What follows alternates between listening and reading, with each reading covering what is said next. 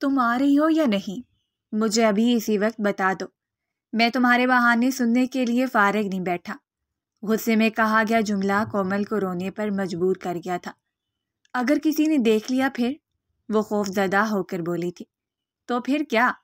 میں تمہارے گھر رشتہ بھیج دوں گا اور ہماری شادی ہو جائے گی، سمپل۔ وہ بہت کانفیڈنٹ تھا۔ کومل شرمانے کے ساتھ ساتھ تھوڑا گھبرا بھی رہی تھی، کیونکہ وہ زندگی میں پہلی بار کسی مرد سے ملنے جا رہی تھی، وہ مرد جو 1 سال میں ہی اس کے دل میں اپنا ایک خاص مقام بنا چکا تھا۔ ٹھیک ہے، پھر میں کوشش کرتی ہوں، مگر وعدہ نہیں کرتی۔ اگر میں نہ آ پائی تو آپ غصہ ہوں گے، اس نے جھجکتے ہوئے جملہ ادا کیا تھا۔ اوکے، مجھے امید ہے تم مجھے مایوس نہیں کرو گی۔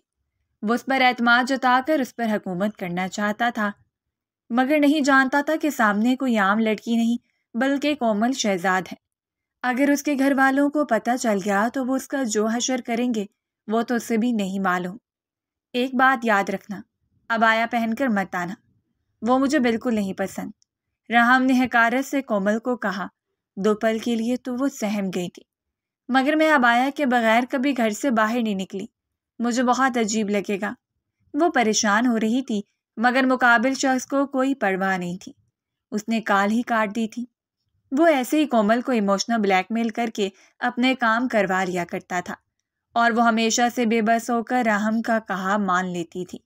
اس کی دنیا ایک شخص کے گرد گھومنے لگی تھی، جو اسے خوش رکھنے کے ساتھ ساتھ اداس رکھنے کا بھی اختیار حاصل کر چکا تھا۔ میں تم سے بہت محبت کرتا ہوں، رحم نے خمار میں ڈوبے ہوئے لہجے میں کومل کا ہاتھ پکڑنا چاہا تھا، مگر احتیاطاً اس نے اپنے ہاتھ پیچھے کر لیے۔ یہ بات رحم کو سخت ناگوار گزری تھی، مگر ابھی ان دونوں میں اتنی بے تکلفی نہیں تھی، اس لیے اس نے یہ کڑوا گھونٹ بہت بے دردی سے پیا تھا۔ غصہ اس کی آنکھوں سے جھلک رہا تھا۔ ہم دور رہ کر بھی بات کر سکتے ہیں۔ کومل نے نظریں چراتے ہوئے بیگ کو سختی سے پکڑا تھا۔ وہ بہت گھبرائی ہوئی تھی، زندگی میں پہلی بار وہ کسی لڑکے کے روبرو تھی۔ مجھ سے پہلے کسی کو پسند تو نہیں کرتی تھی؟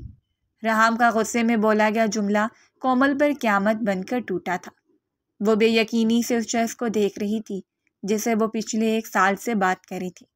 1 سال منتیں کروانے کے بعد بلاکر وہ اس سے ملنے تو آ گئی تھی، مگر گھبراہٹ اور پریشانی سے اس کے ہاتھ پاؤں ابھی تک کانپ رہے تھے۔ یہ کیسی باتیں کر رہے ہیں آپ؟ کہنا کیا چاہتے ہیں؟ اس نے ہکلاتے ہوئے گھڑی کی طرف دیکھا تھا جو دوپہر کے 2 بجا رہی تھی۔ اسے 2:15 گھر کے لیے نکلنا تھا۔ پونا گھنٹہ اسے گھر جانے کے لیے کافی تھا۔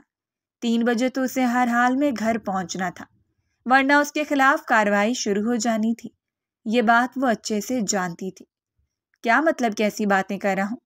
میں صرف حقیقت جاننے کی کوشش کر رہا ہوں، کیونکہ تم مجھ سے اتنا کترا رہی ہو۔ یقیناً ماضی میں تمہارے ساتھ کچھ تو ایسا ہوا ہے جس نے تمہیں خوف میں مبتلا کر دیا ہے۔ شفافیت سے وہ جملے ادا کرتا ہوا اٹھ کھڑا ہوا۔ میں صرف اس لیے ڈر رہی ہوں کہ میں گھر سے جھوٹ بول کر نکلی ہوں۔ اگر کسی نے دیکھ لیا تو میرا ایسا حشر کریں گے کہ دوبارہ یہ قدم اٹھانے سے پہلے کوئی بھی انسان 14 دفعہ سوچے گا۔ اس نے آنسوؤں کی بات کو بامشکل دھکیلتے ہوئے ٹوٹے ہوئے جملوں کو جوڑا تھا۔ وہ بہت گہری نظروں سے کومل کو دیکھ رہا تھا۔ زندگی میں پہلی بار اسے رحم سے خوف محسوس ہوا تھا، مگر اس کا موڈ بدل چکا تھا۔ اچھا سوری، میں غصے میں تھا، اس لیے زیادہ بول گیا۔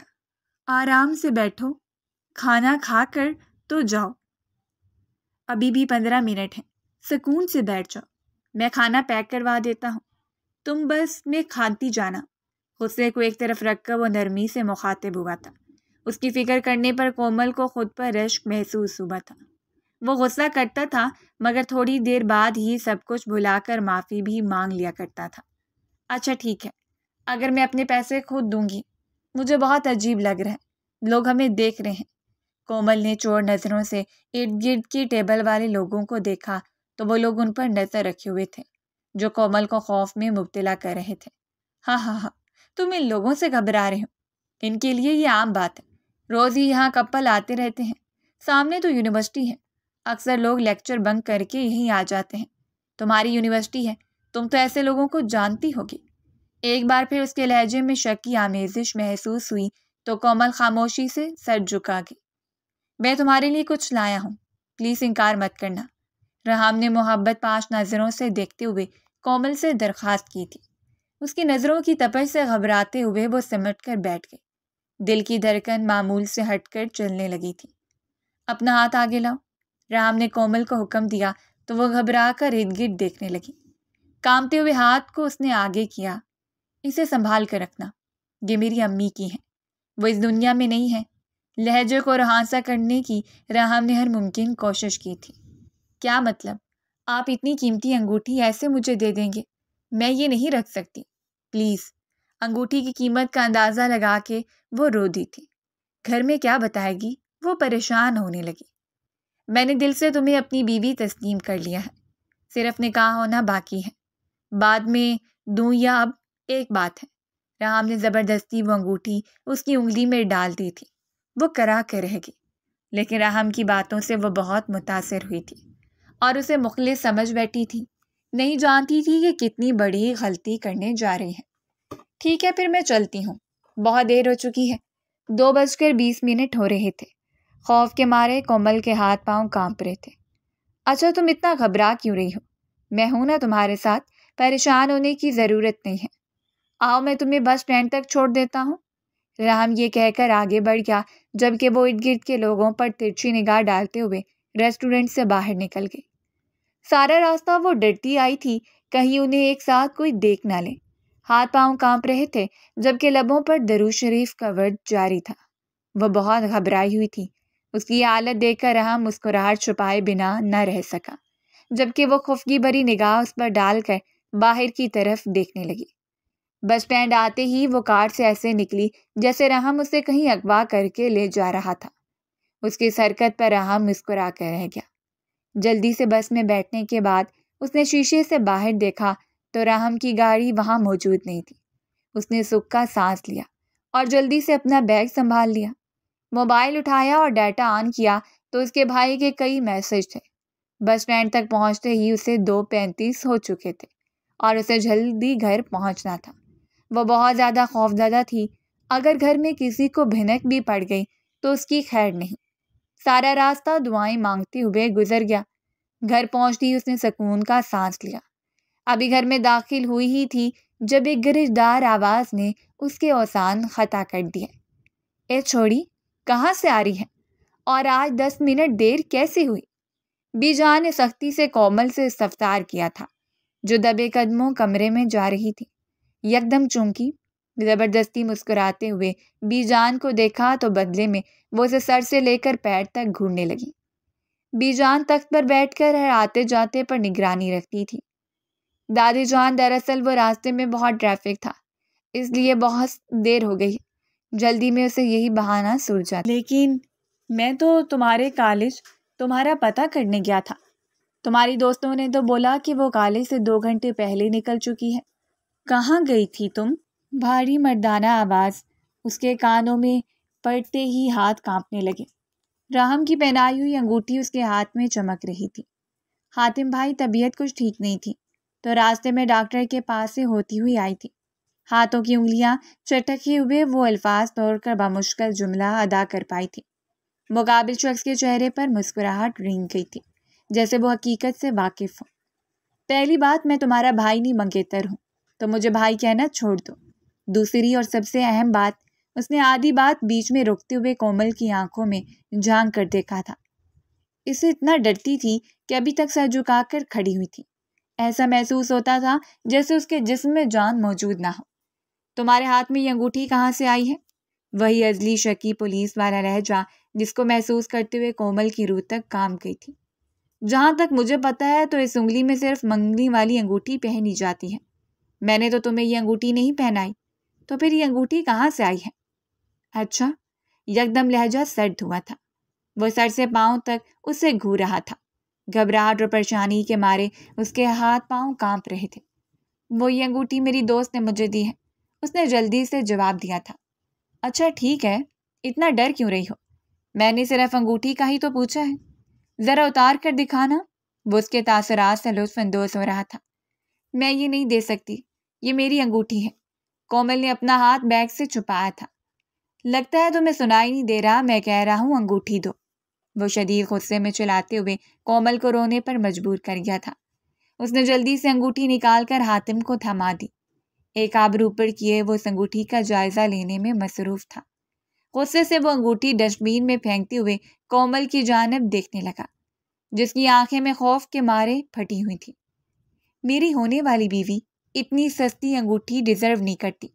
دوبارہ یہ انگوٹھی میں تمہیں ہاتھ میں پہننے ہوئے نہ دیکھوں۔ یہ کہہ کر حاتم وہاں سے چلا گیا۔ کومل گھبرائے ہوئے تخت پر آ کر لیٹ گئی۔ ایسے محسوس ہو رہا تھا جیسے کسی نے اس کے جسم سے طاقت نچوڑ لی ہو۔ کومل، خیریت تو ہے؟ تم اس طرح بے سود ہو کر پڑی ہو؟ سفینہ بیگم نے پریشان ہوتے ہوئے بیٹی کی خیریت دریافت کرنی چاہی تھی، جو 10 منٹ لیٹ تھی۔ اوپر سے آتے ہی ساتھ ہی ایسے پڑی تھی جس سے اب اس میں جان ہی نہ ہو۔ ابھی وہ حاتم کی باتوں سے سنبھلی نہ تھی کہ سفینہ بیگم نے آ کر اس کے سر پر سوالوں کی بوچھار کر دی۔ وہ بکھلا کر اٹھ بیٹھی۔ نہیں اماں، ویسے ہی۔ یہ کہہ کر اس نے جلدی سے اپنا بیگ اٹھایا اور کمرے میں گھس گئی۔ کمرے میں جا کر اسے رہ رہ کر حاتم پر غصہ آ رہا تھا کہ آخر اس نے اتنی مہنگی انگوٹھی کوڑے دان میں کیسے پھینک دی۔ اسے ایسا نہیں کرنا چاہیے تھا۔ ابھی وہ ان سوچوں میں غرق تھی کہ کیسے جا کر کوڑے دان سے انگوٹھی لے آئے۔ اس کا موبائل بج اٹھا۔ حیران ہو کر کانپتے ہاتھوں کے ساتھ اس نے جلدی سے اپنا موبائل اٹھایا۔ راہم کا میسج دیکھتے ہی اس کا سارا غصہ ایک پل میں ختم ہو گیا۔ وہ مسکراتے ہوئے صوفے پر آ بیٹھی اور موبائل کو ہاتھ میں پکڑ لیا۔ تم تو تصویروں سے بھی زیادہ پیاری ہو، سچ میں تم سے بہت متاثر ہوا ہوں۔ وہ اس کی خوبصورتی کو سراہ رہا تھا اور کومل پھولے نہیں سما رہی تھی۔ آج تک کبھی کسی نے اس کی ایسے تعریف نہیں کی تھی۔ بچپن سے لے کر اب تک سب سے چھوٹی ہونے کی وجہ سے اسے صرف ڈانٹ ہی سننے کو ملی تھی۔ جب کوئی اتنے پیار سے بات کر رہا تھا تو وہ سب کچھ بلا کر اس کے سحر میں کھو گئی۔ آپ بھی بہت اچھے ہیں، اس نے مسکراتے ہوئے میسج ٹائپ کیا تھا۔ تھوڑی دیر بعد پھر سے اسکرین روشن ہوئی اور پھر یہ سلسلہ چل نکلا۔ وہ انگوٹھی دے کر راہم نے اسے اعتماد میں لے لیا تھا۔ اتنی بڑی جاگیر کے مالک کے لیے وہ انگوٹھی ایک معمولی سی بات تھی، مگر وہ لڑکی اس کے لیے خاص تھی۔ ابھی وہ مسکرا کر موبائل یوز کر رہی تھی جب کسی نے دھڑام سے اس کے کمرے کا دروازہ کھولا۔ موبائل اس کے ہاتھ سے چھوٹتے چھوٹتے بچا۔ آج کل میں دیکھ رہا ہوں تم اپنے ہوش و حواس میں نہیں ہو، یا پھر موبائل تمہیں زیادہ پیارا ہو گیا ہے؟ حاتم ہمیشہ کی طرح اس پر شک کر رہا تھا۔ کومل نے تنزن منہ پھیر لیا اور موبائل بند کر کے ٹیبل پر رکھا۔ اب اس کا لیکچر شروع ہونے والا تھا، جس کی وجہ سے وہ ہمیشہ کوفت کا شکار ہو جاتی تھی۔ آپ کو مسئلہ نہیں ہونا چاہیے، میں موبائل پر کیا کرتی ہوں یا کس سے بات کرتی ہوں، اس نے دو بدو جواب دیا تھا۔ وہ حیران ہو کر اس لڑکی کو دیکھ رہا تھا جو سر اٹھا کر اس کی جانب دیکھ بھی نہیں پاتی تھی۔ وہ آج آنکھوں میں آنکھیں ڈالے اسے جواب دے رہی تھی۔ اسے کچھ غلط ہونے کا شدت سے احساس ہوا۔ تم سے جو پوچھا ہے اس کا جواب دو، ورنہ تمہاری حالت ایسی کر دوں گا کہ اگلی 7 سالوں تک موبائل اٹھانے سے بھی گھبراؤ گی۔ ایسا کون سا شخص ہے جس نے تمہیں اتنی شے دے دی ہے کہ تم ہاتھ دم شہزاد کے سامنے بول پڑو؟ میرے سامنے سر اٹھانے کی بھی ہمت نہیں ہوتی تھی۔ کوئی تو ہے جو تمہاری پشت پناہی کر رہا ہے۔ وہ غصے میں کچھ زیادہ ہی بول گیا تھا۔ آج ہی اسے اس کے ماموں جان نے بلایا تھا کیونکہ وہ اپنی بیٹی کی شادی کے بارے میں سوچ رہے تھے۔ طبیعت بھی ان کی خاصی خراب رہتی تھی۔ ان کی کوشش یہی تھی کہ اپنی زندگی میں ہی بیٹی کو رخصت کر کے جائیں۔ دوسروں کی بیٹیوں پر تہمت لگانے سے پہلے سوچ لینا چاہیے کہ آپ کی اپنی بہن کیسی تھی۔ اس نے حلق کے بل چلاتے ہوئے حقیقت سے پردہ اٹھایا تھا۔ میں نہیں جانتی تھی کہ اسے اتنی بڑی سزا ملے گی۔ حاتم نے بغیر اس کے لڑکی ہونے کی پرواہ کیے ایک زوردار تھپڑ اس کے منہ پہ دے مارا۔ وہ بے حد حیران ہو کر اس شخص کو دیکھ رہی تھی جس سے وہ منسوب تھی۔ ابھی نکاح ہوا نہیں تھا اور ابھی سے وہ مار پٹائی کر رہا تھا۔ اس کے دل میں رحم کے لیے محبت شدت پکڑ رہی تھی، کیونکہ حاتم کا رویہ اس کے ساتھ اچھا نہیں تھا۔ وہ دونوں میں موازنہ کر رہی تھی۔ اس تھپڑ کو یاد رکھنا اور دوبارہ میرے سامنے زبان درازی کرنے سے پہلے ایک دفعہ سوچ لینا۔ اسے وارننگ دیتے ہوئے وہ کمرے سے نکل گیا، جبکہ وہ صوفے پر بیٹھ کر رونے لگی۔ اسے شروع سے ہی حاتم سے بہت ڈر لگتا تھا۔ اب تو اس نے کومل کو اپنے سے نفرت کرنے کے لیے وجہ دے دی تھی۔ وہ ایک قدم اور رحم کی طرف بڑھ چکی تھی، کیونکہ حاتم کا رویہ اسے خود سے دور کر چکا تھا۔ وہ گھٹنوں میں سر دیے رونے میں مصروف تھی جب دروازہ ناک ہوا۔ وہ جلدی سے دوپٹہ اوڑھ کر آنکھیں صاف کرتے ہوئے اٹھ کھڑی ہوئی۔ میں اندر آ سکتا ہوں بیٹی؟ شفقت سے کہا گیا جملہ کومل کو اور زیادہ جذباتی کر گیا۔ آنسو آنکھوں کی باڑ توڑے تیزی سے گال پر پھسلنے لگے۔ اس نے خود پر ضبط کیا، جلدی سے آنکھیں صاف کی اور فوراً سے دروازہ کھول لیا۔ میری بیٹی کیا کر رہی تھی؟ انہوں نے پیار سے پوچھا اور کومل کے سر پر ہاتھ رکھا۔ نفیس صاحب پیر گھسیٹتے ہوئے بیڈ پر جا بیٹھے۔ وہ ہانپ رہے تھے، شاید بہت ساری سیڑھیاں چڑھ کر اوپر آئے تھے۔ اکثر ان کی بیٹی سے ملاقات ہی نہ ہوتی تھی، آج خاص طور پر وہ اپنی بیٹی سے ملنے آئے تھے۔ بابا میں ایسے ہی بیٹھی تھی، آپ بتائیں مجھے بلا لیا ہوتا؟ اتنا دور سیڑھیاں چڑھ کر چلے آئے ہیں، تھک گئے ہوں گے آپ۔ وہ محبت پاش نظروں سے باپ کو دیکھتے ہوئے اس کے قدموں میں بیٹھ گئی، مبادا وہ اس کی روئی روئی آنکھیں نہ دیکھ لیں۔ اپنی اولاد کے لیے کوئی نہیں تھکتا۔ دراصل مجھے بہت اہم بات کرنی تھی، اس لیے میں تمہاری طرف چلا آیا۔ نفیس صاحب نے بیٹی کا گال دیکھتے ہوئے نرمی سے کہا تھا۔ گال پر لگے ہوئے انگلیوں کے نشان انہیں خوف میں مبتلا کر رہے تھے۔ بیٹی برا نہ مناؤ تو ایک بات پوچھوں؟ نفیس صاحب نے پریشانی چھپاتے ہوئے ہنوز لہجے میں نرمی قائم رکھی۔ جی بابا ضرور پوچھیں، بھلا آپ کو اپنی بیٹی سے پوچھنے کے لیے اجازت کی کیا ضرورت ہے؟ اس نے محبت سے کہتے ہوئے سر باپ کی گود میں رکھ دیا۔ یہ تمہاری گال پہ کیسا نشان ہے؟ انہوں نے جھجکتے ہوئے پریشانی سے پوچھا تھا۔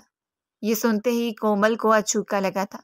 وہ کھانستے ہوئے پانی کا گلاس ایک سانس میں پی چکی تھی۔ بابا دراصل وہ حاتم بھائی نے مجھے تھپڑ مارا ہے۔ ٹوٹے ہوئے الفاظ ادا کرتے ہوئے اس کی آنکھیں لبالب پانی سے بھر گئیں۔ اس نے تمہیں تھپڑ کیوں مارا ہے؟ تم سچ سچ بتاؤ، وہ یہاں کیا کرنے آیا تھا؟ غصے سے نفیس صاف اٹھ کھڑے ہوئے۔ ان کی نازو بلی بیٹی جن سے آج تک انہوں نے اونچی آواز میں بات نہیں کی تھی، اس کو ان کا بھانجا تھپڑ مار کر چلا گیا، اور انہیں علم بھی نہیں تھا۔ اس کی اتنی جرأت کہ وہ ان کے گھر میں کھڑا ہو کر ان کی بیٹی پر تشدد کرے۔ بابا میں یہاں بیٹھ کر موبائل استعمال کر رہی تھی، وہ غصے سے میرے کمرے میں داخل ہوئے اور مجھے ڈانٹنے لگے۔ میں نے بھی انہیں جواب دے دیا تو انہوں نے مجھے تھپڑ مار دیا۔ یہ کہہ کر وہ زاروں کی طرح رونے لگے۔ اب تک جو ضبط قائم ہوا تھا اس کا بندھن ٹوٹ گیا تھا۔ وہ پھوٹ پھوٹ کر روتی۔ بیٹی کو روتا ہوا دیکھ کر نفیس صاحب کو ایسے لگا جیسے کسی نے ان کے دل میں خنجر گھونپ دیا ہو۔ پہلی بار ان کی آنکھوں میں آنسو بھرنے لگے۔ تم آرام کرو، میں حاتم سے بات کرتا ہوں۔ انہوں نے اٹل فیصلہ کرتے ہوئے بیٹی کے کمرے سے قدم باہر بڑھا دیے۔ جو شخص نکاح سے پہلے اتنے ظلم کر رہا تھا وہ نکاح کے بعد کیا کرے گا؟ وہ روتے ہوئے بیڈ پر لیٹ گئی۔ اسے خوشی محسوس ہو رہی تھی کہ اس کا باپ اس کا ساتھ دینے کو تیار ہے، ورنہ اس کی ماں تو دادی کا کہے میں اکثر اس سے باتیں سنا دیا کرتی تھی۔ جب اس کی باقی چاچیاں یہاں رہتی تھی تو زندگی بہت مشکل تھی۔ ہر کوئی ایک دوسرے کے معاملات میں ٹانگ اڑاتا تھا، مگر جب سے وہ لوگ دوسرے گھر میں شفٹ ہوئے تھے ہر طرف سکون چھا گیا تھا۔ تم اس سے ملنے آ رہی ہو یا نہیں؟ اگلے دن صبح صبح موبائل پر مسلسل آنے والی نوٹیفیکیشنز نے کومل کو جلدی بیدار ہونے پر مجبور کر دیا تھا۔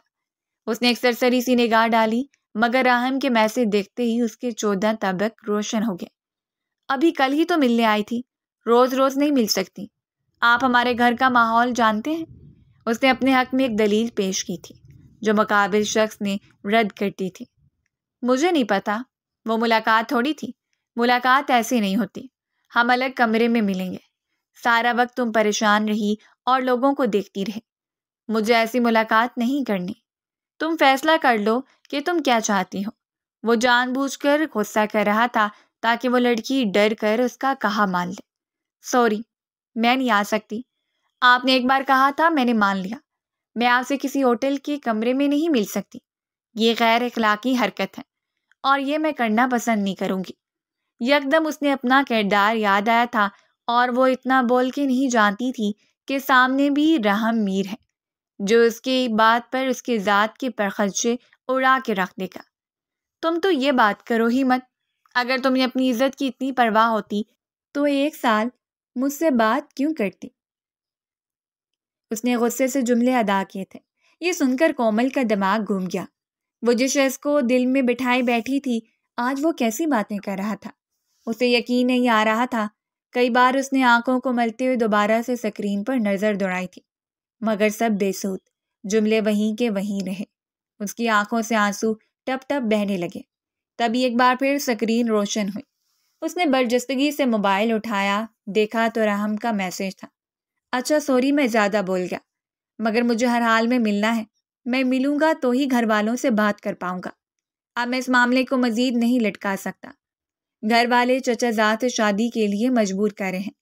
رحم نے ایموشنل کارڈ پلے کیا تھا جس سے وہ لڑکی اس کا کام ماننے کو تیار ہو جائے۔ یہ کیا کہہ رہے ہیں آپ نے تو کہا تھا کہ آپ کوئی منگنی نہیں ہوئی، پھر یہ چچا زاد بیچ میں کہاں سے آ گئی؟ کومل غصہ کرتے ہوئے رحم سے سوال کر بیٹھی تھی۔ وہ تو اس شخص کو کسی اور کے ساتھ دیکھنے کا تصور بھی نہیں کر سکتی تھی۔ میں سچ کہہ رہا ہوں، اس لیے تم سے آخری بار مل کر اندازہ کرنا چاہتا ہوں کہ ہم ساری زندگی ایک ساتھ گزار سکتے ہیں یا نہیں۔ تم ابھی سے میرا کہا نہیں مانتی، شادی ہو جائے گی تو کہاں میرا کہا مانو گی؟ رحم جان بوجھ کر اسے مستقبل کے خواب دکھا رہا تھا تاکہ وہ اس پر یہ یقین کر لے اور ملنے آ جائے۔ آپ کو پتہ ہے میں نہیں آ سکتی۔ حاتم بھائی کو ہم پر شک ہو چکا ہے اور انہوں نے تو مجھ سے موبائل تک مانگ لیا تھا۔ کچھ دنوں تک صبر کریں، تھوڑی دیر سے بعد ہم کوشش کریں گے۔ اس نے حاتم کا ری ایکشن دیکھ کر رحم کو چپ کروانا چاہا تھا، مگر وہ جان چکا تھا کہ اگر حاتم بیچ میں آ چکا ہے تو اب یقیناً وہ اس لڑکی سے نہیں مل سکتا، اور وہ ہر حال میں اپنا ہدف پورا کرنا چاہتا تھا، چاہے کچھ بھی ہو جائے۔ میں ملنے نہیں آؤں گی، چاہے آپ ناراض ہوں یا پھر راضی۔ اگر میں آپ کی فکر کرتی ہوں تو آپ کو بھی تو میری فکر کرنی چاہیے۔ اس نے حاتم کا سوچ کر خوف سے آنکھیں میچ لی تھی۔ وہ شخص کچھ بھی کر سکتا تھا، نہ جانے وہ کومل کے بارے میں کیسے صحیح اندازے لگا لیتا تھا۔ اس بات سے تو وہ خود بھی انجان تھی۔ اگر ملنے نہیں آؤ گی تو پھر یہ جان لو کہ مجھے کھو دو گی۔ رحم نے آخری داؤ لگایا تھا۔ ایک پل کومل کو اپنا دل رکتا ہوا محسوس ہوا۔ اس کی آنکھوں سے آنسو بہنے لگے۔ وہ شخص ہمیشہ اسے رلا دیتا تھا۔ کیا آپ مجھ سے محبت نہیں کرتے؟ اس نے آنکھوں میں آنسو لیے آخری بار تصدیق چاہی تھی تاکہ وہ فیصلہ کر لے کہ اسے کیا کرنا ہے۔ میں تم سے محبت کرتا ہوں، مگر لگتا ہے تم مجھ سے محبت نہیں کرتی۔ اگر کرتی تو میرے ایک بار کہنے پر فوراً چلی آتی۔ یہ ادھر ادھر کی صفائیاں کیوں پیش کر رہی ہو؟ اور تمہیں کیا لگتا ہے کہ میں حاتم سے ڈرتا ہوں؟ تو جان لو کہ حاتم میرے لیے ایک چونٹی کے برابر بھی نہیں ہے۔ آئندہ مجھے اس کے نام سے ڈرانے کی ضرورت نہیں ہے۔ وہ غصہ ہو رہا تھا۔ کومل کے ہاتھ پاؤں پھول چکے تھے۔ وہ فیصلہ نہیں کر پا رہی تھی کہ اسے کیا کرنا چاہیے۔ دونوں میں 5 منٹ کی خاموشی حائل ہو گئی۔ رحم میر بہت بڑے جاگیردار کا اکلوتا بیٹا تھا۔ کئی لڑکیوں کا کرش خوبصورت ہونے کے ساتھ ساتھ وہ پڑھائی میں بھی بہت آگے تھا۔ کئی لڑکیاں اس سے بات کرنے کے لیے بہانے ڈھونڈتی رہتی تھیں، مگر اس نے کومل کی طرف قدم بڑھائے تھے۔ کومل خود کو دنیا کی خوش ترین لڑکی سمجھتی تھی، کیونکہ جس پر لڑکیاں مرتی تھیں وہ اس کے پیچھے بھاگتا تھا۔ وہ اس بات سے انجان تھی کہ رحم وہی شخص ہے جس نے کئی لڑکیوں کی زندگی تباہ کر دی اور کتنی لڑکیوں کو استعمال کر کے چھوڑ دیا۔ نہ تو وہ اپنے گھر کی رہی اور نہ ہی رحم کی بن پائی۔ یہ تو اس کا محبوب مشغلہ تھا۔ وہ اپنی شخصیت سے لڑکیوں کو جال میں پھنساتا اور انہیں ایک تتلی کی طرح مسل کر رکھ دیتا۔ ایک لڑکی کو استعمال کرنے کے بعد وہ اس پر دوسری نگاہ ڈالنا بھی پسند نہیں کرتا تھا۔ اسے باتوں کا فن آتا تھا۔ باقی لڑکیاں اس کی دولت اور شخصیت سے ہی متاثر ہو جاتی تھیں۔ تمہیں محبت کا ثبوت دینا ہوگا۔ اگر مجھ سے شادی کرنا چاہتی ہو تو مجھ سے ملنے آنا ہی ہوگا۔ رحم یہ کہتے ہوئے کال کاٹ گیا، کیونکہ وہ جانتا تھا اب یہ لڑکی اس کا کہا مان لے گی۔ وہ مڈل کلاس لڑکیوں کی فطرت سے واقف تھا۔ کوئی بھی انہیں شادی کا جھانسا دے کر استعمال کر سکتا ہے، اور اس نے بھی یہی داؤ پھینکا تھا جو کافی کارگر ثابت ہوا تھا۔ آدھے گھنٹے رونے کے بعد اس نے بالآخر میسج کر ہی دیا تھا کہ میں ملنے آؤں گی۔ رحم بھی میسج پڑھ کر زیر لب مسکرانے لگا، کیونکہ وہ جانتا تھا کہ کومل کی کمزوری کیا ہے۔ وہ اپنی کزن سے جان چھڑوانے کے لیے اس کا سہارا لے رہی تھی۔ جان بوجھ کر اس نے کومل کو ٹارگٹ کیا تھا، کیونکہ وہ جانتا تھا ایسی لڑکیاں اس کے خلاف کچھ بھی نہیں کر سکتی سوائے خودکشی کرنے کے۔ 2 دن بعد، کہاں ہو؟ میں ہوٹل پہنچ چکا ہوں، اور تم ابھی تک نہیں آئی؟ رحم نے کوفت زدہ لہجے میں کومل سے سوال کیا تھا۔ وہ پچھلے آدھے گھنٹے سے ہوٹل میں موجود تھا اور اب تک اس لڑکی کا کوئی پتہ نہیں تھا۔ وہ مجھے کوئی رکشہ نہیں مل رہا، میں یہاں بس اسٹینڈ پر کھڑی ہوں۔ کومل رو دینے کو تھی، 1 گھنٹہ ہو گیا تھا اور وہ اسی بس اسٹینڈ پر کھڑی تھی۔ لوگوں کی نگاہیں بدل رہی تھیں۔ اب وہ اسے سر سے لے کر پیر تک گھورنے لگی تھی، جس کی وجہ سے وہ گھبراہٹ کا شکار ہو رہی تھی۔ لال جوڑا پہنے، پاؤں میں ہیل جو اس کی دراز قد کو مزید نمایاں کر رہی تھی، کالی گھور آنکھیں جن پر مسکارا نے اس کی خوبصورتی میں اضافہ کر رکھا تھا۔ چادر سے برائے نام نقاب کیے وہ خوفزدہ ہو کر لوگوں کو دیکھ رہی تھی۔ سفید مرمری ہاتھوں میں اس کے فیروزے کی انگوٹھی چمک رہی تھی۔ وہ لوگوں کے لیے توجہ کا مرکز بنی ہوئی تھی۔ لال جوڑے میں اس کی سفید رنگت ایسے دمک رہی تھی کہ دیکھنے والے خود کو روک نہیں پا رہے تھے۔ وہ حسن کا پیکٹ تھی، مگر خود کو ایک غلط شخص کے پیچھے ضائع کرنے والی تھی۔ ٹھیک ہے، میں تمہیں لینے آ رہا ہوں، وہیں کھڑی رہو اور کہیں مت جانا۔ یہ کہہ کر رحم جلدی سے گاڑی کی چابی اٹھائے ہوٹل سے نکل گیا۔ آدھے گھنٹے بعد وہ بس اسٹینڈ پر پہنچ چکا تھا۔ ٹریفک جام کی وجہ سے اسے کافی دیر رکنا پڑا۔ بس اسٹینڈ کی طرف نظریں دوڑائیں تو وہ لال جوڑا پہنے رو کر آنکھوں کا کاجل پھیلا چکی تھی۔ رحم جلدی سے کومل کی جانب بڑھا۔ وہ ابھی بھی رو رہی تھی۔ رحم کو دیکھتی اس کی طرف بڑھی۔ دوپہر کا وقت تھا، اکا دکا لوگ ہی موجود تھے۔ وہ رحم کی طرف بڑھی اور فوراً سے اس کا ہاتھ پکڑتے ہوئے کہنے لگی، آپ اتنی دیر بعد کیوں آئے ہیں؟ مجھے کتنا ڈر لگ رہا تھا۔ کہاں تھے آپ؟ وہ غصہ کر رہی تھی۔ رحم اتنی دیر دھوپ میں نہیں رہ سکتا تھا۔ چپ چاپ اس کا ہاتھ پکڑے گاڑی تک لے آیا، اندر بٹھایا اور گاڑی سٹارٹ کر دی۔ چند قدم دور کالی آنکھوں نے اس منظر کو غصے سے گھورا تھا۔ میں پوچھ رہی ہوں، آپ نے اتنی دیر کہاں لگا دی؟ لوگ مجھے سر سے پیر تک گھور رہے تھے۔ میں بتا نہیں سکتی کہ میرا دل کیا چاہ رہا تھا۔ وہ بے بسی سے بے ترتیب جملے ادا کر رہی تھی۔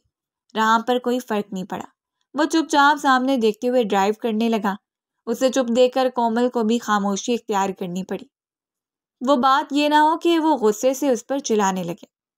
ہوٹل پہنچتے ہی رحم نے اس کا ہاتھ پکڑا اور اسے اپنے ساتھ ہوٹل کے کمرے میں لے جانے لگا۔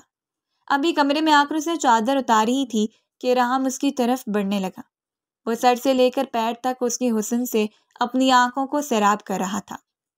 وہ خود میں سمٹ کر رہ گئی۔ آج وہ بلا کی خوبصورت لگ رہی تھی، وہ جانتی تھی، مگر رحم کی بے باک نگاہوں نے اسے پریشان کر دیا تھا۔ تم اتنی خوبصورت کیسے ہو سکتی ہو؟ میں خود کو روک نہیں پا رہا۔ جو حق کل لینا ہے وہ آج لے لوں، کوئی برائی تو نہیں؟ وہ کوٹ اتار کر ایک طرف رکھتے ہوئے اس کی جانب بڑھا۔ ڈر کے مارے وہ پیچھے کی طرف قدم لینے لگی اور دیوار کے ساتھ جا لگی۔ وہ اس کے دونوں ہاتھ پکڑ چکا تھا۔ شرم کے مارے کومل کچھ بول نہیں پائی۔ اس سے پہلے کہ رحم کوئی گستاخی کرتا، زور سے دروازہ بج اٹھا۔ اس کا سارا موڈ غارت ہو گیا تھا۔ وہ غصہ ہوتے ہوئے کومل کو کہنے لگا، تم واش روم میں جاؤ، میں بھی دیکھ کر آتا ہوں۔ پریشان ہونے کی ضرورت نہیں، میں یہیں ہوں۔ مگر کون ہو سکتا ہے؟ کہیں حاتم بھائی تو نہیں؟ اس نے خوف سے کہتے ہوئے آنکھیں میچ لیں۔ کیا مطلب ہے تمہارا؟ تم گھر میں کیا بتا کر آئی ہو؟ رحم اچانک سے غصہ ہوا تھا۔ اس کے جو جذبات تھے وہ تھم چکے تھے۔ اب ازلی روب اور غصہ اس کی شخصیت کو نمایاں کر رہا تھا۔ میں نے کہا تھا کہ میں اپنی دوست کی سالگرہ میں جا رہی ہوں۔ اس نے آنسوؤں کو روکتے ہوئے بمشکل جملہ ادا کیا تھا۔ اسے کاٹدار نظروں سے دیکھتے ہوئے دروازے کی طرف بڑھ گیا، جبکہ جلدی سے وہ واش روم میں گھس گئی۔ اس کے علاوہ اس کے پاس بھی کوئی حل نہیں تھا۔ 15 منٹ واش روم میں کھڑی رہی۔ بدبو سے اس کا دم گھٹ رہا تھا۔ پریشان حالت میں اس نے ذرا سا دروازہ کھول کر دیکھا تو کوئی بھی نہیں تھا۔ حیرانی ہوئی کہ اچانک یہ سب کیا ہوا۔ وہ چھوٹے چھوٹے قدم اٹھاتے ہوئے کمرے میں نکل آئی۔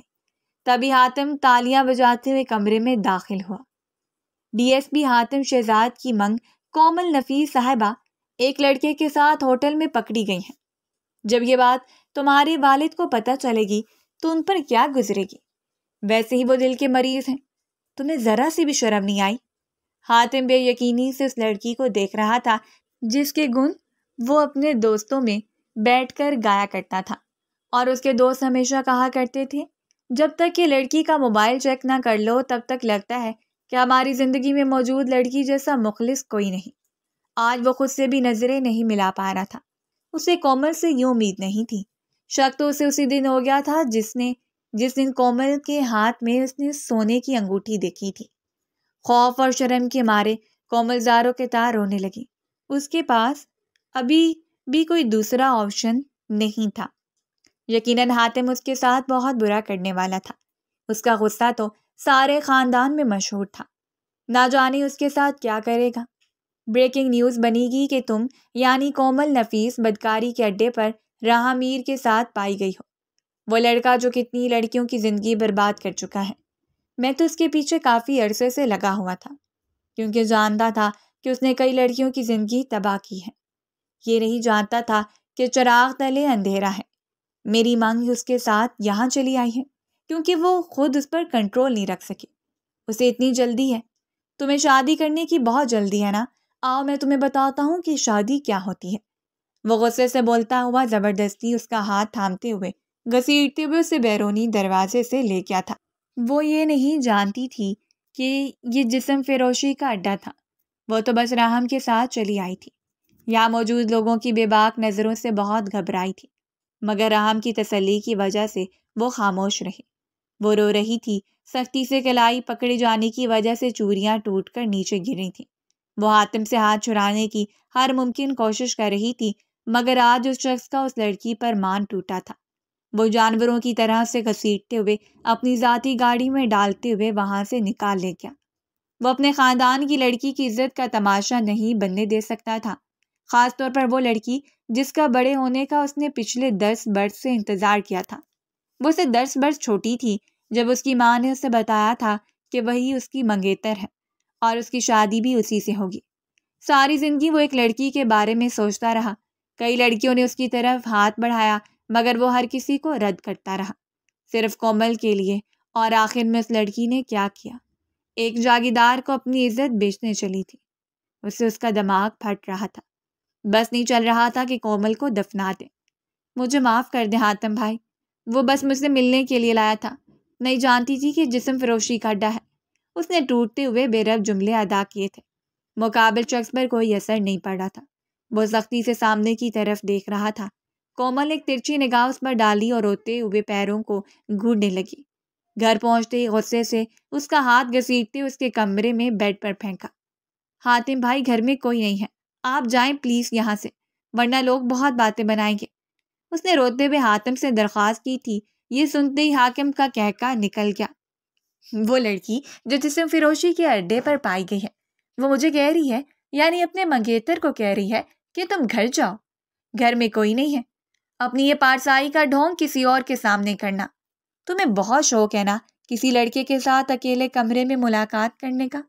میں تمہیں بتاتا ہوں کہ ایسی ملاقاتوں میں کیا ہوتا ہے۔ وہ غصے سے لب بھینچتے ہوئے جملہ ادا کر رہا تھا جو کومل کو خوف میں مبتلا کر رہا تھا۔ حاتم بھائی کے لیے مجھے معاف کر دیں، میں اس لڑکے سے محبت کرتی ہوں، آپ کے اسی رویے کی وجہ سے میں آپ سے دور ہوئی ہوں۔ ہٹیں۔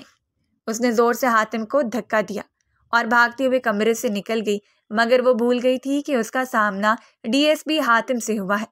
اس کے باہر جانے سے پہلے وہ اس کی کلائی سختی سے تھامتے ہوئے اسے صوفے پر دھکا دے چکا تھا۔ اب خمار زدہ آنکھوں کے ساتھ اس کی طرف بڑھ رہا تھا۔ خوف کے مارے اس نے آنکھیں میچ لی۔ وہ اس کی جانب بڑھ رہا تھا۔ کمرے میں 2 دھڑکنوں کا شور تھا۔ وہ خاموشی سے اس کے کان کے پاس آیا اور سرگوشی کرتے ہوئے کہنے لگا، آئندہ تم نے گھر سے باہر قدم بھی نکالا تو یہ ٹانگیں توڑ دوں گا۔ آج رات میری بیوی بننے کے لیے تیار ہو جاؤ۔ تمہیں پھر میں بتاتا ہوں کہ یہ سب ہوتا کیا ہے۔ تم فی الحال میرے لیے حلال نہیں ہو، اور D S P Hatim Shahzad حرام نہیں کھاتا۔ یہ کہہ کر حقارت سے اس کے سر پر زور سے تھپڑ مارتے ہوئے سے دور ہوا تھا۔ اس نے جلدی سے اپنا موبائل اٹھانا چاہا تو حاتم نے آگے بڑھ کر موبائل کھینچ کر اپنی جیب میں ڈالا اور اس پر ایک تیکھی نگاہ ڈالتے ہوئے کمرے سے باہر نکل گیا۔ اور وہ کمرے کو کنڈی لگانا نہیں بھولا تھا تاکہ وہ لڑکی اپنی حد سے تجاوز نہ کر پائے۔ صبح سے شام ہو گئی تھی، اس کے کمرے میں کوئی نہیں آیا تھا۔ مغرب کی اذان ہوئی تو اس نے وضو کر کے جائے نماز بچھا لی۔ رو رو کر اللہ سے معافی مانگی کہ اگر حاتم بھائی نہ آتے تو شاید راہم اسے استعمال کر چکا ہوتا۔ ابھی وہ جائے نماز پر بیٹھی رو رہی تھی جب دروازہ کھلنے کی آواز آئی۔ وہ جلدی سے اٹھ کر دروازے کی طرف بڑھی۔ سامنے اس کی ماں کھڑی تھی اور روتے ہوئے اپنی ماں سے لپٹ گئی۔ کیا بات ہے بچے، تم اتنی پریشان کیوں ہو؟ نکاح تو سب کے ہوتے ہیں، تم ایسے ہی پریشان ہو رہی ہو۔ مجھے تو حاتم کا فیصلہ بہت پسند آیا ہے۔ تمہاری منگنی کو بھی تو عرصہ ہو گیا ہے، تمہارے بابا ویسے بھی بیمار رہتے ہیں انہوں نے خود حاتم کو بلا کر شادی کی بات کی تھی۔ سفینہ بیگم نے بیٹی کو سمجھاتے ہوئے باپ کی بیماری کی اطلاع دی تھی تو وہ شرمندگی سے سر جھکا گئی۔ وہ اس لیے نہیں رو رہی تھی کہ اس کا نکاح ہو رہا تھا، بلکہ وہ انجام کا سوچ کر ڈر رہی تھی کہ نہ جانے اب حاتم اس کے ساتھ کیسا سلوک کرے۔ اچھا، یہ جوڑا ہے اور یہ زیور، میں نے زویا کو فون کر دیا ہے، وہ آ کر تمہیں تیار کر لے گی، ایک بار تم بھی اس سے بات کر لو۔ سفینہ بیگم عجلت میں کہتے ہوئے کمرے سے نکل گئیں، جبکہ کومل گھٹنوں میں سر دیے رونے لگی تھی۔ کومل نفیس، آپ کا نکاح حاتم شہزاد والقاسم شہزاد سے حق مہر 1,00,000 روپے میں کیا جاتا ہے، کیا آپ کو یہ نکاح منظور ہے؟ مولوی صاحب نے جملہ دہرایا تھا۔ اس نے ہمیشہ اپنے دولہے کے روپ میں راہم کو دیکھا تھا، مگر سامنے غصے سے ترنے ہوئے نقوش کے ساتھ حاتم کو بیٹھا ہوا دیکھ کر اس کی روح تک کام گئی تھی۔ اس کی ماں نے اس کے کندھے پر ہاتھ رکھا تو اس نے روتے ہوئے بامشکل قبول ہے بولا۔ ہر طرف تالیاں گونج رہی تھیں، مگر اس کا دل کہیں مردہ دفن ہو چکا تھا۔ نکاح کے بعد دونوں کو اسٹیج پر بٹھا دیا گیا تھا۔ کومل کے ہاتھ پاؤں پھول رہے تھے، اس نے اپنے انجام سے ہی خوف آ رہا تھا۔ وہ اس کے بالکل قریب بیٹھا تھا، اس کے کپڑوں سے اٹھنے والی خوشبو کومل کے سر میں درد کر رہی تھی۔ کھلتی بند ہوتی آنکھوں کے ساتھ وہ بامشکل اسٹیج پر بیٹھی تھی۔ میری بیوی بن کر تمہیں اچھا تو نہیں لگ رہا ہوگا، مجھے یقین ہے۔ اس نے طنز مارتے ہوئے سامنے کی طرف دیکھا تھا۔ یہ جملہ کومل کے جھکے ہوئے سر کو مزید جھکا گیا تھا۔ میں کچھ پوچھ رہا ہوں تم سے، اس نے اپنا بازو کومل کی کمر کے گرد حمایت کرتے ہوئے طنزاً کہا تھا۔ حاتم کی اس حرکت پر اس کے پورے بدن میں سنسنی دوڑ گئی تھی۔ آپ یہ ہاتھ ہٹائیں پلیز، سب دیکھ رہے ہیں۔ اس نے روتے ہوئے حاتم کو ہاتھ ہٹانے کا بولا، مگر وہ دوسرے ہاتھ سے اس کا ہاتھ پکڑ چکا تھا۔ لوگ کھانے میں مصروف تھے، کسی کا بھی دھیان ان کی طرف نہیں تھا۔ تمہیں تب تو شرم نہیں آئی جب تم ایک انجان لڑکے کے ساتھ اس جسم فروشی کے اڈے پر موجود تھی؟ اپنے شوہر کے ساتھ بیٹھتے ہوئے تمہیں شرم آتی ہے؟ اور ان لوگوں کو خیال آتا ہے جو ہمارے نکاح میں شامل تھے، وہ مجھے روک نہیں سکتے؟ حاتم نے ایک ایک لفظ چبا کر ادا کیا تھا۔ اچھا، تمہارے لیے ایک سرپرائز ہے۔ وہ زیر لب مسکراتے ہوئے اس کی طرف دیکھ رہا تھا، جبکہ کومل اسے نظریں چرانے لگی۔ کیسا سرپرائز؟ اس نے حاتم کا بازو ہٹانا چاہا تو اس نے اس کا ہاتھ پکڑ لیا۔ دوپٹے کی وجہ سے کچھ دکھائی نہیں دے رہا تھا، جبکہ کومل کی سانس اٹک گئی تھی۔ آج صرف ہمارا نکاح نہیں بلکہ رخصتی بھی ہے، کیونکہ میں تم جیسی لڑکی پر یقین نہیں کر سکتا۔ نہ جانے کب اس رحم سے ملنے کے لیے گھر سے جھوٹ بول کر کالج کا بہانہ کر کے کسی جسم فروشی کے اڈے پر چلی جائے۔ وہ طنز مارنے سے باز نہیں آ رہا تھا۔ کومل کی آنکھوں سے آنسو بہنے لگے۔ آپ مجھے بار بار تانے مارنا بند کریں گے؟ اس نے روتے ہوئے بڑی مشکل سے جملے ادا کیے تھے۔ جب سے رحم اس کی زندگی میں آیا تھا تب سے اس کی زندگی میں بس رونا ہی لکھ دیا گیا تھا۔ نہیں، میں بالکل باز نہیں آؤں گا جب تک کہ تم یہ نہ مان لو کہ تم نے غلطی کی ہے۔ شریف گھروں کی لڑکیاں اس طرح مردوں سے باہر ملنے نہیں جاتی، سمجھی تم؟ آئندہ یہ حرکت کی تو یہ جان لو کہ زندہ دفنا دوں گا۔ وہ چہرے پر شائستگی طاری کرتے ہوئے بڑے سخت جملے کہہ گیا تھا۔ چھوڑے مجھے، جب تانے مارنے ہیں تو مجھ پر حق بھی نہ جتائیں۔ وہ زور سے اس کا بازو پڑے کرتے ہوئے اٹھ کھڑی ہوئی۔ کچھ لوگ ان کی طرف متوجہ ہوئے تھے، مگر حاتم بھی مسکراتے ہوئے اس کے ساتھ کھڑا ہو گیا اور بات سنبھالنے کے لیے فوراً فوٹوگرافر کو بلا لیا تاکہ سب کو لگے کہ وہ تصویریں کھنچوا رہے ہیں۔ آئندہ ایسی حرکت کی تو یہ دونوں ہاتھ توڑ کے رکھ دوں گا۔ تم ویسے بھی میرا حق نہیں چھین سکتی، سمجھی تم؟ زور سے کومل کا ہاتھ دبایا تھا۔ وہ کرا کر رہ گئی تھی، مگر کیا کر سکتی تھی؟ حاتم وہ آدمی تھا جو رحم کے بارے میں جانتا تھا، اور یقیناً ان کی زندگی بہت بری گزرنے والی تھی۔ نفیس صاحب بیٹی کی طرف بڑھے، سر پر ہاتھ رکھتے ہوئے کہنے لگے، اگر آج تمہاری عزت حاتم نے نہ بچائی ہوتی تو ہم کہیں بھی منہ دکھانے کے قابل نہیں رہتے۔ کاش میں نے تمہاری شادی تمہاری کم عمری میں ہی کر دی ہوتی تو آج یہ دیکھنے کو نہ ملتا۔ ساری زندگی حاتم کی شکر گزار رہنا۔ دل تو چاہ رہا ہے کہ تمہارا چہرہ بھی دوبارہ دیکھنے کو نہ ملے، مگر باپ ہوں، خود پر اتنی بڑی پابندی نہیں لگا سکتا۔ کہیں نہ کہیں محبت جوش مارے گی اور پھر میں تمہاری طرف کھینچا چلا آؤں گا۔ آج آخری بار کہہ رہا ہوں، دوبارہ ایسی حرکت کی تو حاتم سے پہلے تمہیں میں سزا دوں گا۔ نفیس صاحب غصے سے کہتے ہوئے اسٹیج سے اتر گئے، جبکہ کومل خود پر ضبط کر کے رہ گئی تھی۔ اس نے واقعی میں بہت بڑی غلطی کر دی تھی۔ وہ رحم کے ارادوں سے ناواقف تھی۔ ایک شب پر تمہیں معاف کر کے ایک نارمل زندگی گزار سکتا ہوں۔ حاتم نے لوگوں کو گھورتے ہوئے کومل کے سامنے 2 آپشنز رکھے تھے۔ وہ سوالیہ نظروں سے حاتم کو دیکھنے لگی۔ منہ سے ایک لفظ بھی ادا نہیں کر پائی۔ نہ تو تم دوبارہ راہم کا نام لوگی اور نہ ہی اس کے بارے میں سوچو گی۔ اگر میں نے تمہیں اس کے ساتھ دیکھا یا تم نے اس کے بارے میں سوچا کہ یہ جان لو، ابھی تو اس کو جھوٹے کیس میں جیل میں ڈالا ہے، کل کو کوئی اور کیس ٹھوک کر اسے سولی پر چڑھا دوں گا۔ وہ ایک ایک لفظ دانت پیس کر ادا کر رہا تھا۔ کومل کو اپنے کان میں عجیب سی سنسناہٹ محسوس ہوئی۔ مجھے منظور ہے، مگر تم اس پر اس طرح کے بے بنیاد الزامات نہیں لگا سکتے۔ اس نے برجستگی سے جواب دیا۔ نہیں، اس کے ساتھ جو بھی کروں تمہارا مسئلہ نہیں ہونا چاہیے۔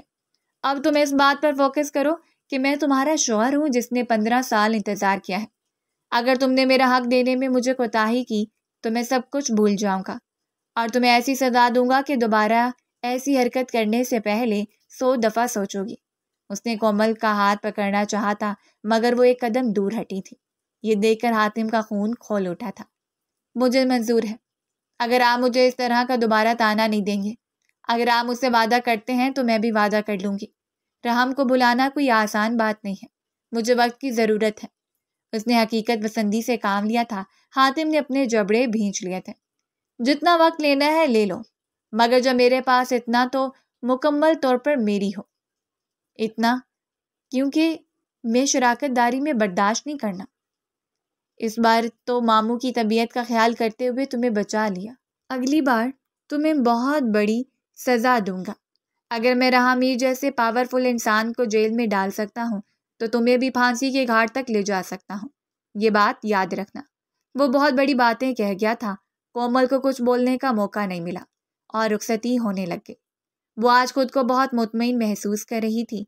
اتنے دن حرام رشتے کی ٹینشن نے اسے پاگل بنا دیا تھا۔ اب جب حاتم سب کچھ بھولنے کو تیار تھا تو اسے راہم کی باتوں کو دل سے لگانے کی ضرورت نہیں تھی۔ وہ مکروہ شخص جسم فروشی کے اڈے پر لے گیا، نہ صرف اسے استعمال کرنا چاہا بلکہ اپنے دوستوں کو بھی دعوت دے ڈالی کہ بے شک اس کے جانے کے بعد کومل کو استعمال کر سکتے ہو۔ اگر وہاں حاتم نہ پہنچتا تو نہ جانے اس کے ساتھ کیا ہوتا۔ یہ سوچ کر اس کا جسم خوف سے کانپ اٹھا۔ اس کا باپ اس کی کوتاہی بلا کر اس کے سر پر قرآن رکھ چکا تھا۔ اس کی ماں نے اسے گلے لگایا اور ہزاروں دعاؤں کے سہارے گھر سے رخصت کیا تھا۔ حاتم نے اس کا ہاتھ مضبوطی سے تھام رکھا تھا۔ وہ اس خوبرو شخص کو دیکھ کر رہ گئی جس کے غصے سے پریشان ہو کر وہ راہم کی جانب بڑھی تھی، مگر آج جو اسے عزت اور مقام ملا تھا اس سب کے پیچھے حاتم کا ہاتھ تھا، ورنہ اس کا باپ راہم کے بارے میں جاننے کے بعد اسے 100 ٹکڑوں میں تقسیم کر دیتا، کیونکہ راہم کا باپ اور نفیس صاحب کی پچھلے کئی سالوں سے دشمنی چل رہی تھی۔ مگر حاتم نے اپنی سمجھداری سے وہ معاملہ اتنی آسانی سے سنبھال لیا جو سنبھلنے والا تھا نہیں۔